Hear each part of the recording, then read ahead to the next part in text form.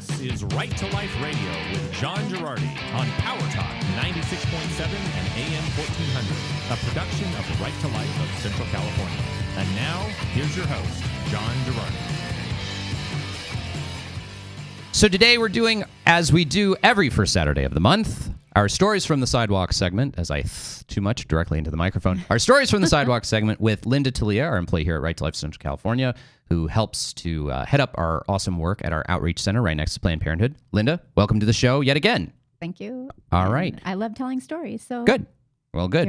That's the whole point of this. So, as we do every month, we like to highlight stories of ways in which Right to Life of Central California, which sponsors this fine program, ways in which Right to Life of Central California is directly helping women, and particularly directly helping the women whom we encounter going into and out of Planned Parenthood.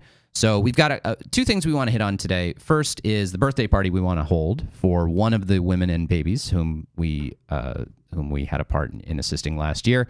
And then also talk about abortion pill reversal. So start us off, Linda, by talking about this birthday party that we're going to celebrate. Okay. When you first were talking about that, the first word that popped into my mind was rescue. Mm-hmm. 'Cause I feel like we kind of rescued a baby, but also the mom and a family. Yeah. And I keep talking about this same person, but the way that it happened and how it's unfolding is so remarkable that I just want people to know. I'm sure we have lots of new listeners today, so I better fill them in. Yeah, absolutely. Yeah. Summarize. Yeah. So we had a mom that was heading into Planned Parenthood, but they happened to be having a meeting, so it was closed. Mm-hmm. So she came out, and I got a chance to talk to her, and she came over to the building, and we just started talking, and she was adamant she had to have an abortion. She just couldn't do. Mm-hmm. She already had 2 little kids, and she was done. It was too much.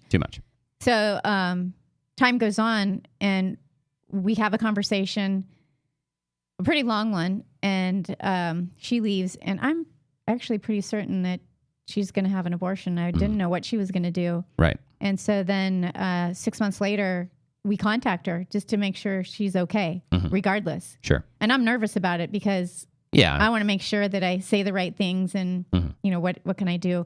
So there's a few texts, and finally she says, I just wanted to let you know that I kept the baby. Oh. And it's our first boy. Right. I didn't realize it was like a 6-month gap, actually. Yes. Yeah. So I thought, I didn't know. Which might have been my forgetfulness about it. But I actually contacted her. That's when Monica was working there. We were sitting around. COVID had just started. It was pouring rain. And she was like, okay, you call everyone we've talked to that we think might have kept the baby. Just find out. Yeah. And I was like, why do I have to do this? Yeah. And so I just texted her and I said, hey, I just wonder if you need any help. And she said, I can't believe this. It's like a miracle because I need help right now. Right. She needed some food or whatever. She couldn't get out because things were so chaotic and all of that. So that conversation actually started a friendship between she and I. We just happened to connect. It just goes that way. There are other moms that have changed their mind and they connect better with maybe Sarah or Monica or just anybody else in the organization. It's just personality. Yeah. So we happened to connect and stay in touch. And she ended up keeping in touch with me. She had the baby, and we organized a baby shower for her. It was a virtual baby shower, and the people came through in spades from the organization and just provided her with all kinds of stuff. Then after the baby was born, I coordinated a few people who were willing to do like a meal train. They sent over Uber Eats or whatever, or somebody would take a meal. Yeah. So we did that, and then I just started thinking about this conversation that comes up frequently with people who are more inclined to be pro-choice. And their issue is, well, all you do is just, you're there for that minute. They have the baby. What are you going to do after that? And I started thinking, well, there are things we can do. And the thing that we are doing now is we're having a birthday party. We're going to have a birthday party for the baby that is turning a year old. Yeah. Which is awesome. Yeah. And so we also have involved another organization called the Knights of Columbus. I contacted them and asked them if they would be willing to provide a scholarship for the baby. Right. And they were like, sure. Tell us what you want, when you want it, and how we're going to do it. And we're in because we want to be a part of the whole mission too. We want people to know that we don't stop. We keep going. We keep being involved if they want us to be involved. Right.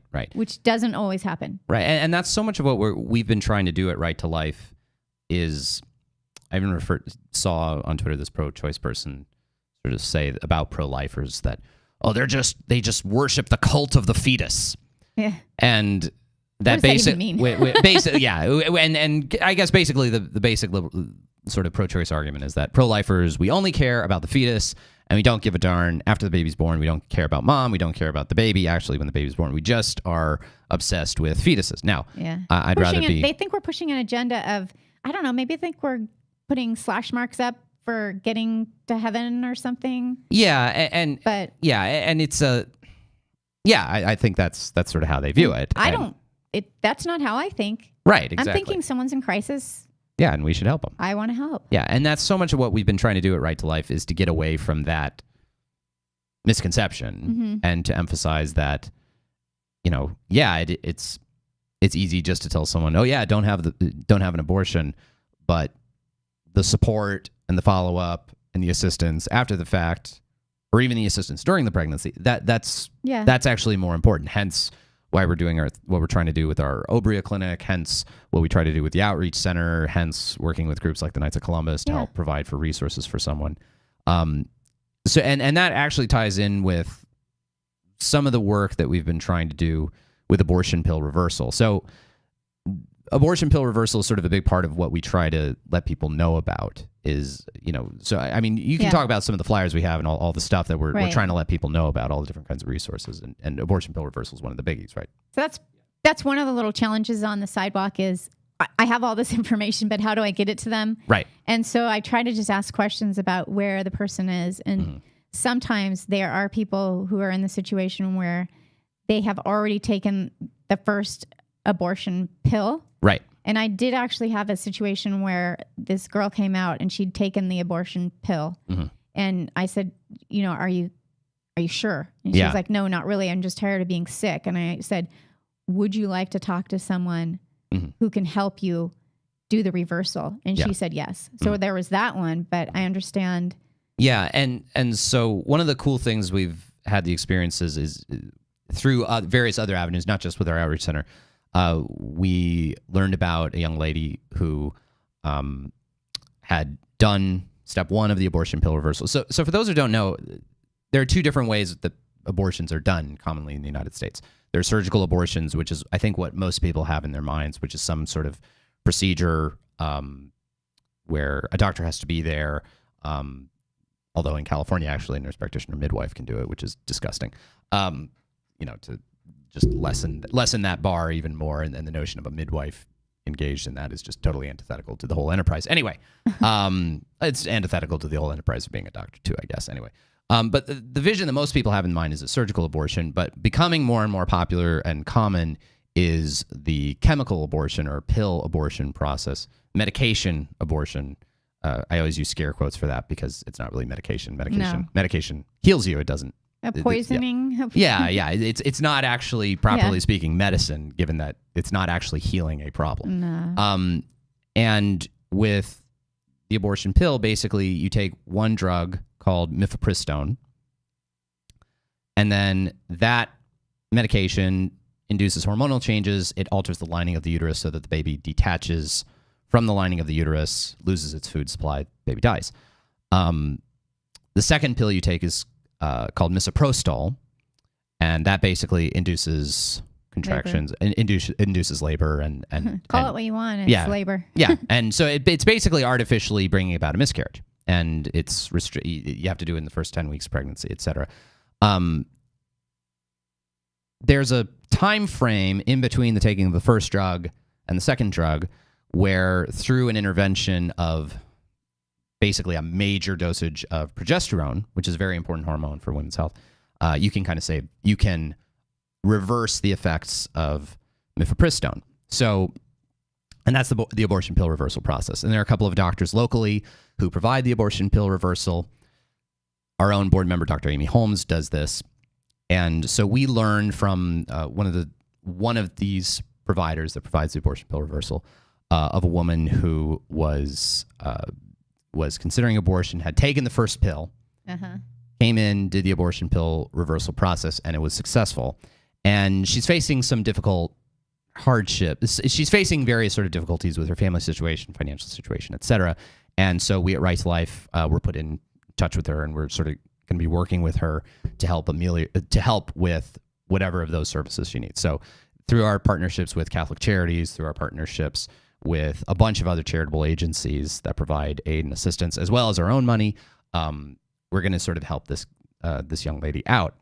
And that's the fact that we're sort of positioned in this way. I think that's kind of the key. I mean, that's sort of what we've been trying to do all throughout with Right to Life. It's not just about, yes, a woman told us she decided not to have an abortion, chalk one up for Team Right to Life. We're done, wash our hands. We also needed to have the opportunity to be out there. Yeah. So the Outreach Center has really helped that situation where we're feet on the ground in front of Planned Parenthood, and we have a place where we can go and talk. Right. And now we have a place where we can go and celebrate. So, any of our listeners or whatever who have contributed to that, either financially or spiritually, just know that it's working. And it's not just working where we're there going, don't have that abortion because it's bad. Right. We're saying, hey, we really want to help.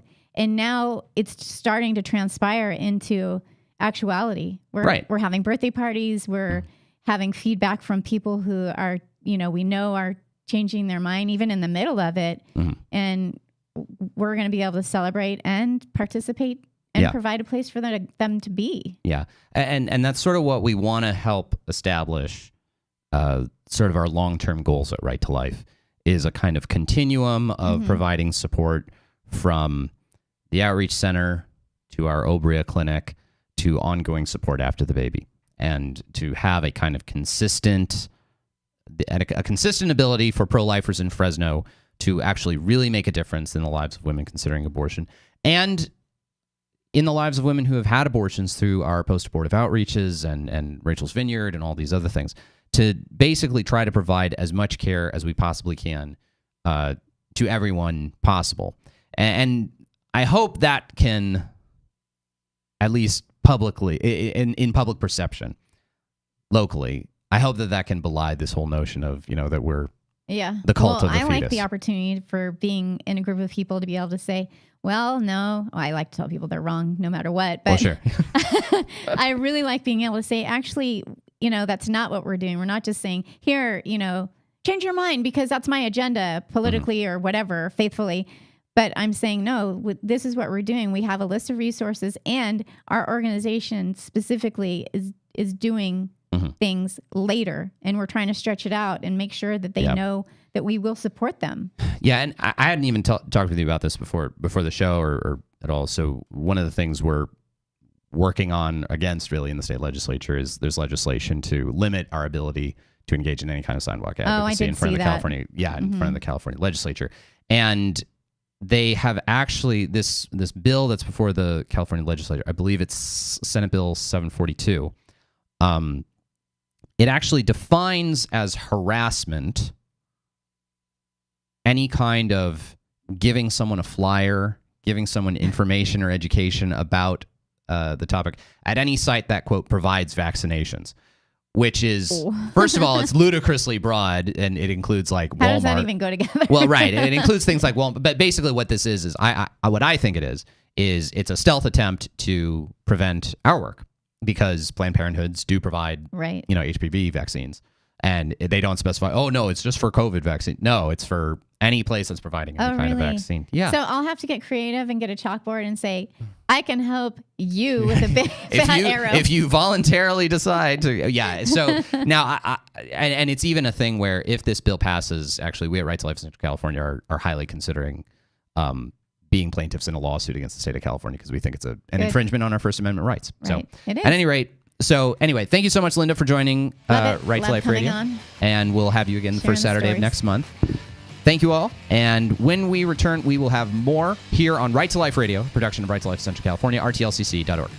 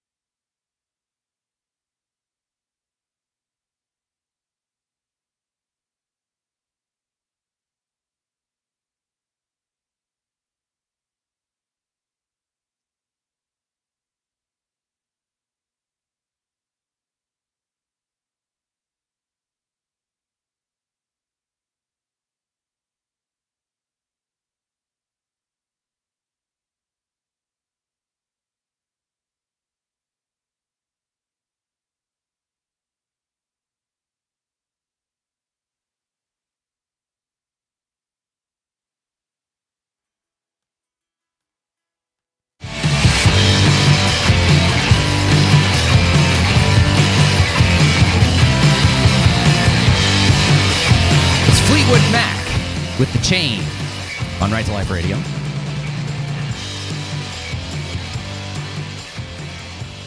Lindsey Buckingham, underrated guitar. Well, maybe he's properly rated, and I'm just an idiot, and I was born in the 80s, and they were doing it in the 70s. But Lindsey Buckingham, underrated, super awesome guitarist. Finger style guy. No pick. Just total finger style. Does that mean that he had those crazy long fingernails that Probably. you see some? Or just gross fingernails. That's the one thing that kind of weirds me out whenever I see someone doing finger picking. So I play guitar a bit. I've always sort of wanted to be good at finger picking, but the one thing that always stopped me was my mom and then my wife were like, no, you're not doing that with your flipping fingernails. It's gross. So, well, I'll tell you, John. So I always became a pick guy, and that's why I'm a very mediocre guitarist. So anyway, the two names that come to mind when I listen to that song are Kurt Russell and Chris Pratt, and I'll just leave it at that. I knew you would say that.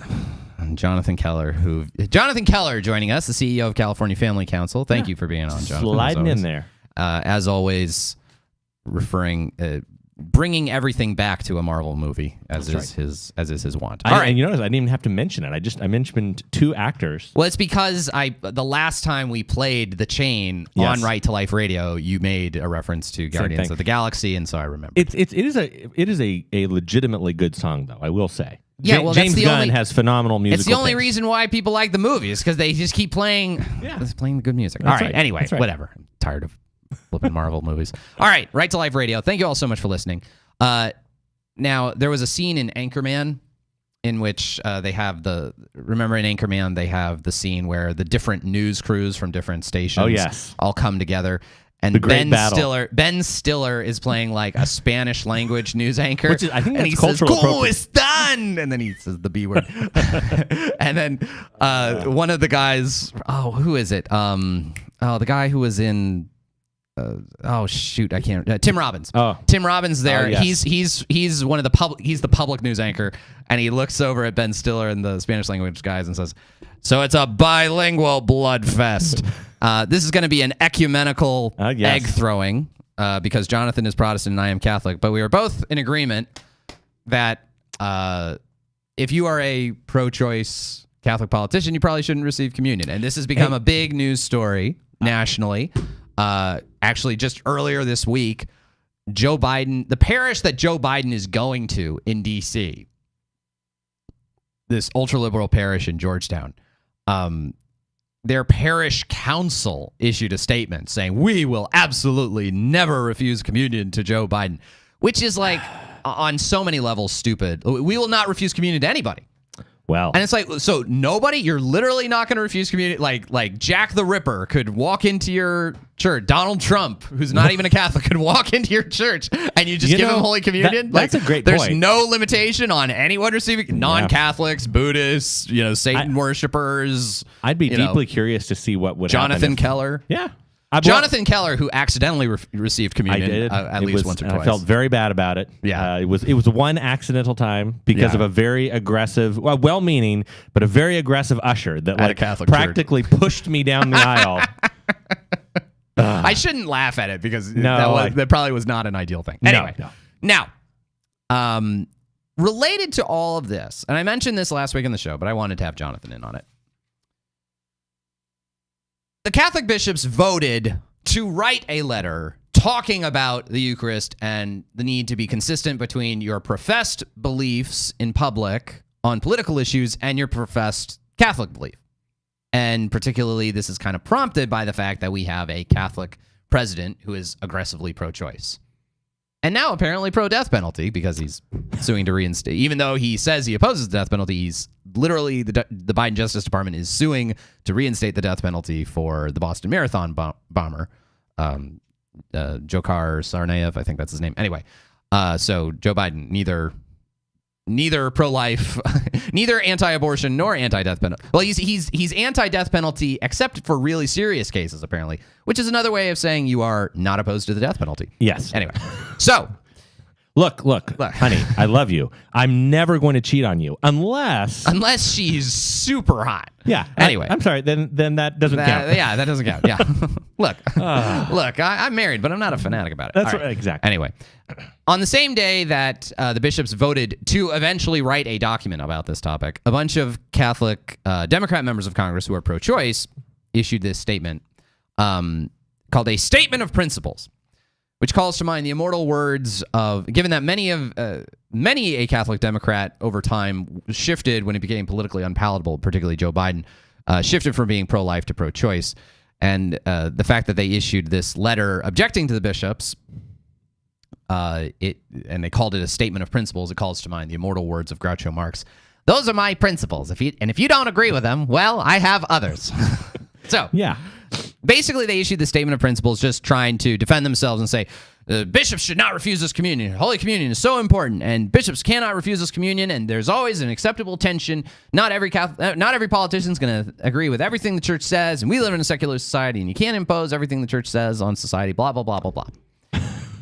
And which is hilarious because for the most part, and Jonathan, I'll get your thoughts on this. It's funny how we have such a rich history in the United States of people using their Christian faith to advance social change, and even some of these very same people pointing to their Christian faith to advance their beliefs when it comes to immigration, when it comes to the death penalty, when it comes to this or that. But abortion is the one area where the dictates of your faith I couldn't possibly cannot intersect with your politics. It's a deeply personal decision. I couldn't possibly impose my beliefs upon the country. Right. And it's almost wouldn't dream of being so fundamentalist and radical. Right, exactly. And it's sort of weird because there's the Biden position, which is, I agree that abortion's wrong. I'm just not going to involve any state regulation on something that I think is objectively homicide, which is such a weak position that I'm going to promote and then not enforce any state prohibition on something that's objectively homicide. But these Catholic Democrats who issued the Statement of Principles basically say, oh, no, our advocacy on behalf of safe, legal, and rare abortion. So promoting abortion as a good. So it's a terrible statement, and I wanted to highlight it because there's a local connection. One of the signatories of this document was Jim Costa. Jim Costa, longtime member of the House of Representatives, represents Madera, represents chunks of South Fresno, and it's really, really bad. And I hope that this sort of thing gets corrected, and it's such a terrible witness to Christianity to see public officials so blatantly disregarding its teachings and acting as though those teachings have no relevance to our public life together. All right, when we return, we mentioned it briefly in the first segment of the show, SB 742. This is to restrict the activity of pro-life protesters outside of abortion clinics. Jonathan Keller is going to have an update on it for us next on Right to Life Radio right here on Power Talk.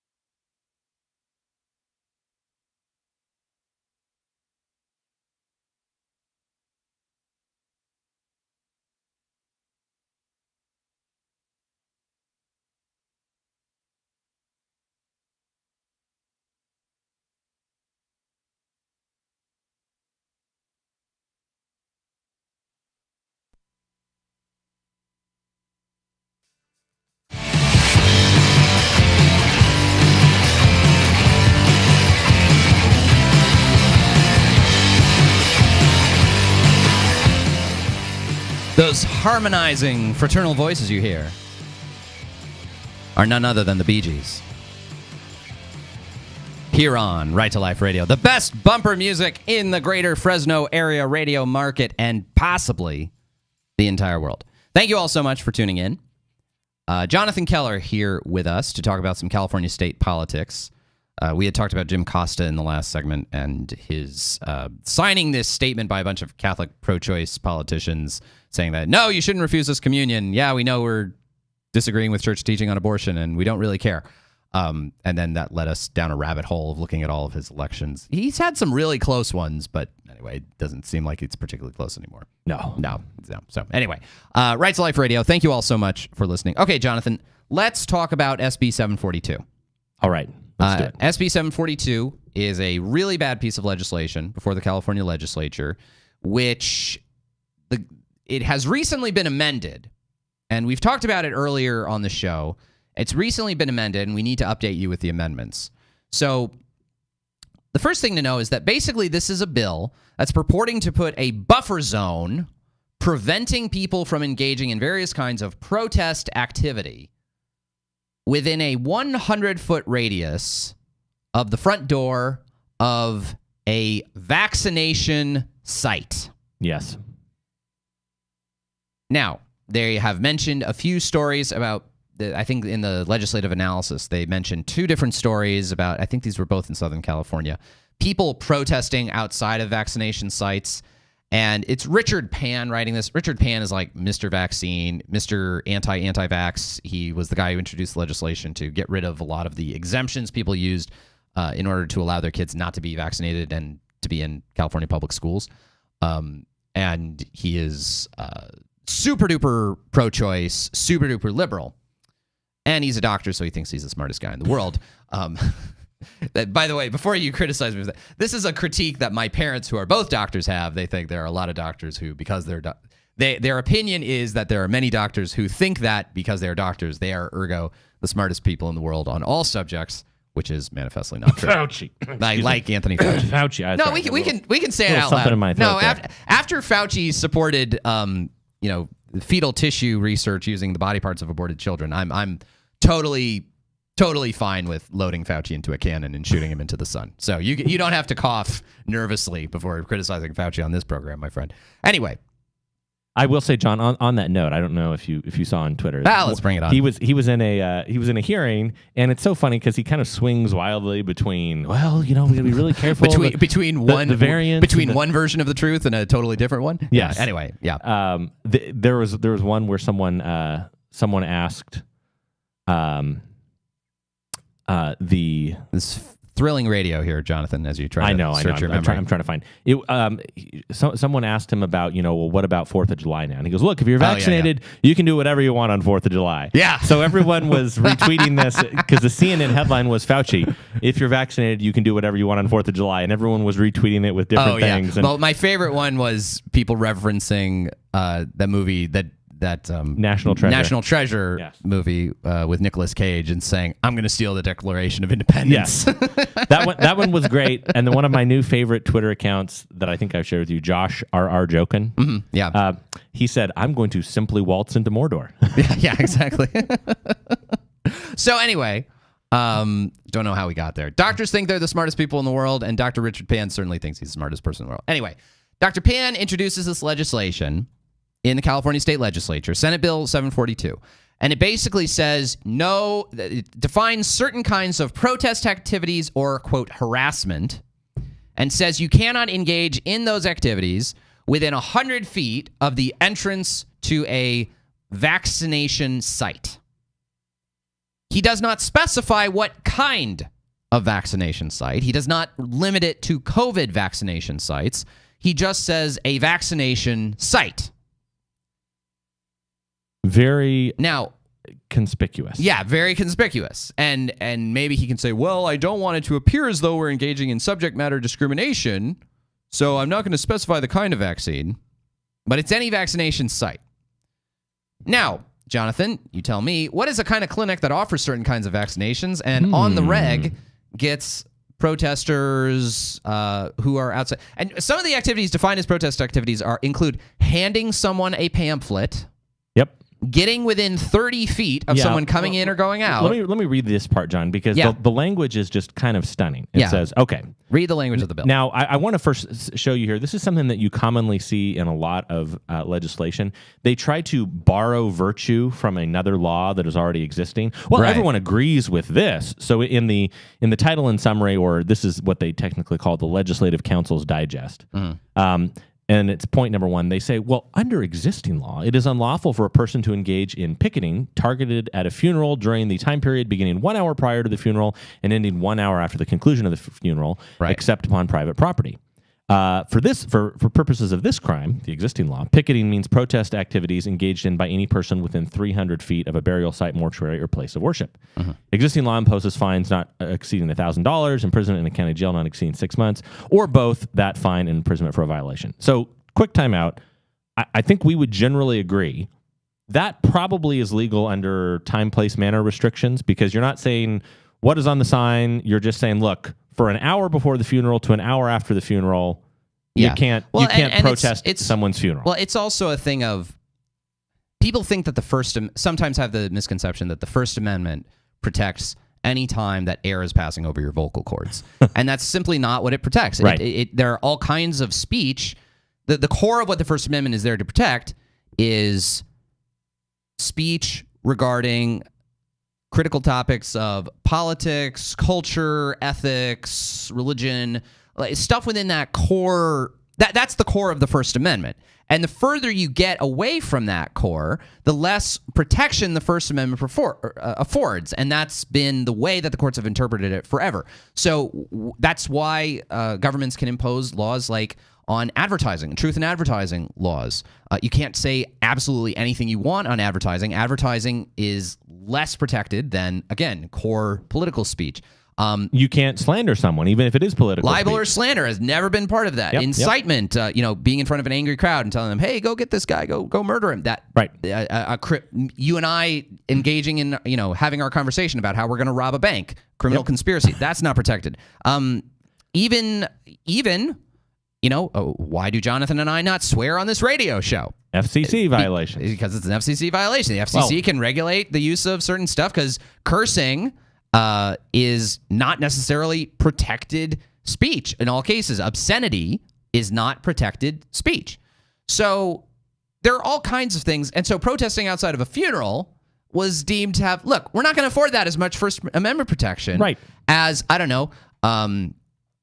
advocacy or outreach or speech on a critical topic of public ethics, public policy, often in many cases religious concern, having to do with a topic, something like abortion. Well, and so John, in this case, the phrase that I keep hearing, and I can't remember, it's from Supreme Court precedent, but the idea that legislatures can restrict speech subject to reasonable time restrictions, place restrictions, and manner restrictions. Right. And that's what they say here. They say the time is an hour before to an hour after the funeral. The place is within 300 feet of a burial site, mortuary, or place of worship.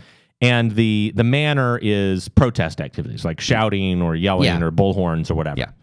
So that seems like a reasonable restriction. I don't think the first part of this, that referencing existing law, I don't think we necessarily would have a problem with that. Well, sure. And I would say, actually, I don't know that it's even so much the time, place, and manner thing. I think the quality of speech between yelling at someone to intentionally induce emotional distress at a funeral is a different kind of thing from offering information, often to willing listeners, as evidenced by our outreach center, where we have saved more than one baby from abortion, more than one woman who did not really want to be there. There's a difference. There's a difference between those two things. So I think that's almost it. Like, if the government is allowing a space to be used for First Amendment activities, yes, they can place time, place, and manner restrictions. Okay, if you're a city and you allow people to have a parade down Main Street, you can put time, place, and manner restrictions. Okay, you have to get the permit first before you can have the parade, but you can't discriminate on the basis of the content.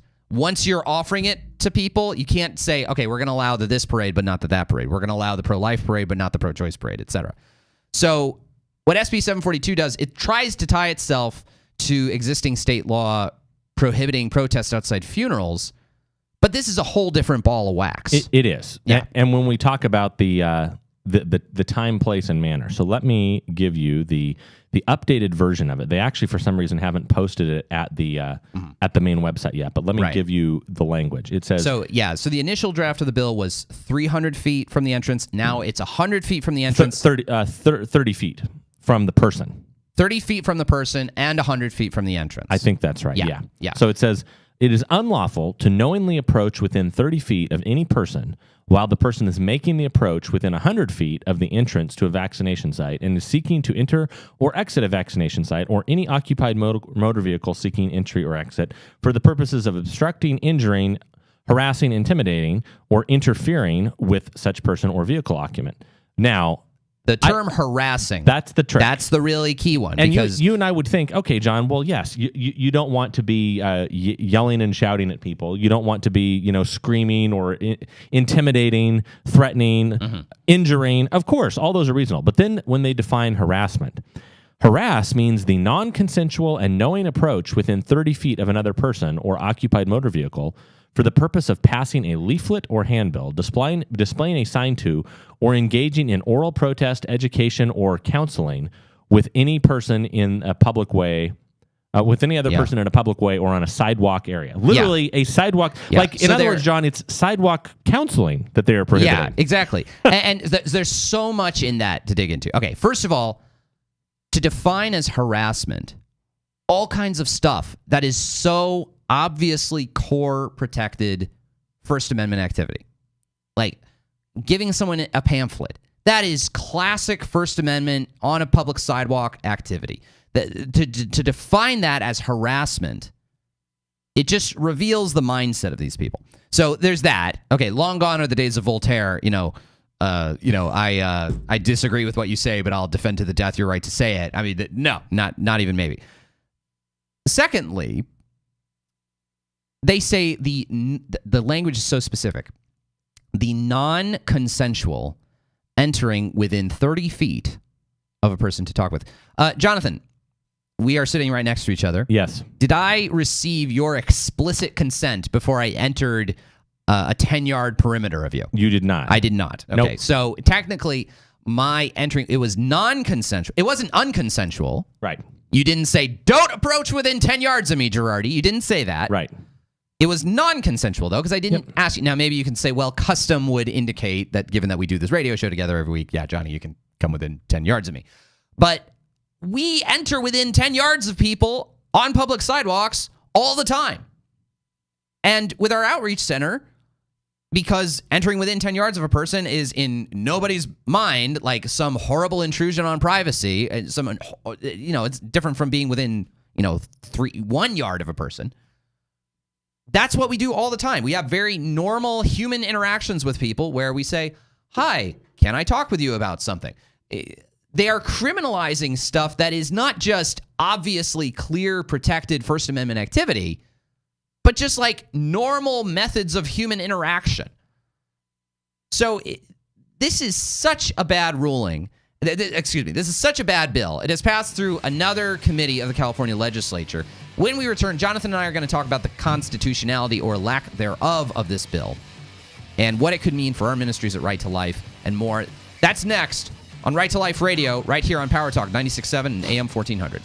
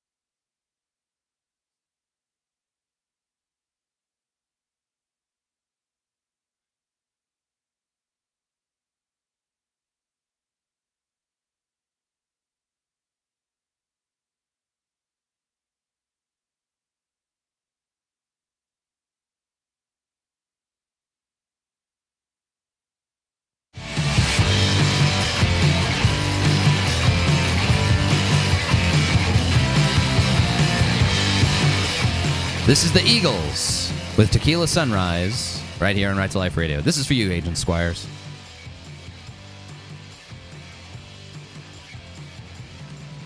Thank you all so much for tuning in. Right to Life Radio, as ever, a production of Right to Life of Central California, rtlcc.org. Thank you, Jonathan Keller, for being here. All right, Jonathan, we're talking about Senate Bill 742. As we described throughout the show, Senate Bill 742 prevents sidewalk protesters, sidewalk counselors, sidewalk advocates, whatever, from being within 100 feet of the entrance to a vaccination site or within 30 feet of an individual walking into a vaccination site for the purpose of handing literature, talking with them, education, whatever. It defines all of that as harassment, as prohibited harassment.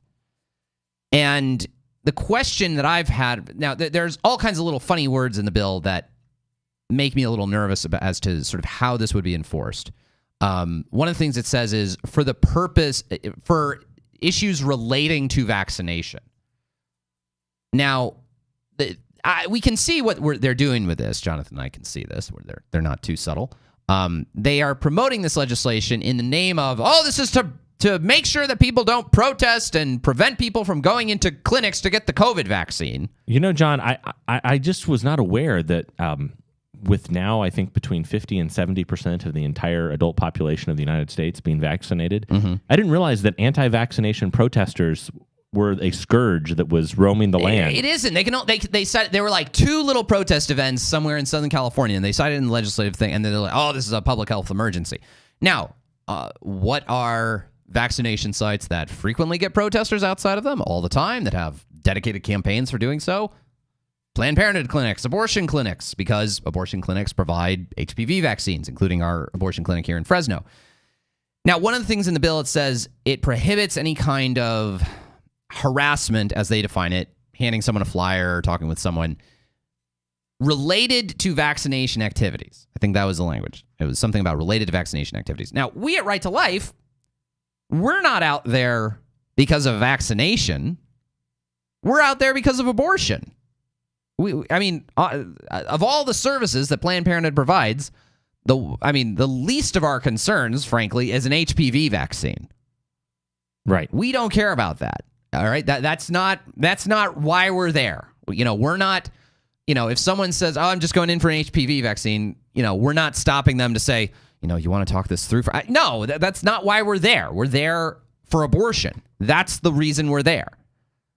So I sort of wonder, and it seems so fishy, whether this is going to even apply to us at all. Yes. And the vagueness of it, I think, is one of the reasons why I dislike it so much. Well, and John, the other thing that's interesting to me is that it would be so easy to initially pass this right now. Yeah.